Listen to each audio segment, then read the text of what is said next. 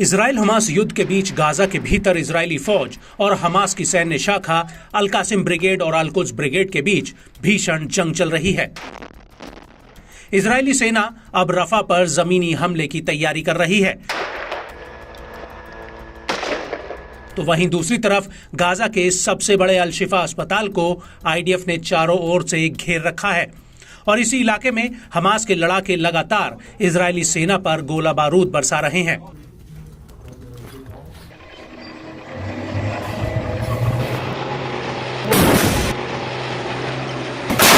लेकिन अब इसको लेकर एक बहुत बड़ा खुलासा हुआ है।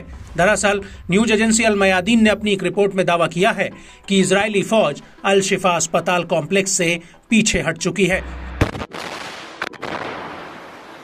इजरायली सेना ने यह फैसला हमास के लगातार हो रहे हमलों की वजह से लिया है। आपको बता दें कि अल शिफा अस्पताल के आसपास ज्यादातर हमले अल कासिम ब्रिगेड ने किए थे। इसके अलावा खान यूनिस में फिलहाल अल कासिम ब्रिगेड के लड़ाके इजरायली सेना से लोहा ले रहे हैं।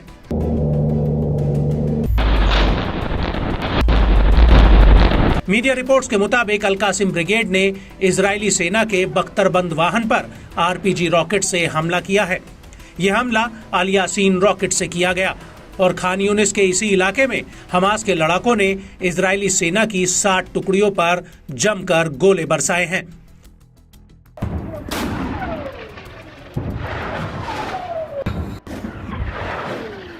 इसके अलावा अल कुद्स ब्रिगेड ने भी अल शिफा अस्पताल के पास इजरायली सेना के एक मेरकावा 4 टैंक पर हमला किया है। वहीं गाजा में अल करारा के उत्तर पूर्व में हमास के लड़ाकों ने एक बिल्डिंग के पास खड़े इजरायली टैंक पर आरपीजी रॉकेट फायर किया है। हमास ने इसका एक वीडियो जारी करते हुए ये बात कही।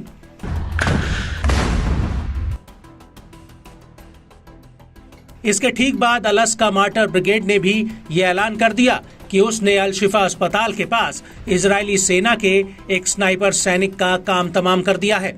यहाँ तक कि हमास का यह भी कहना है कि वो आईडीएफ की उन टीमों पर भी हमला कर रहे हैं जो घायल या मृत सैनिकों को ले जाने के लिए आ रहे हैं।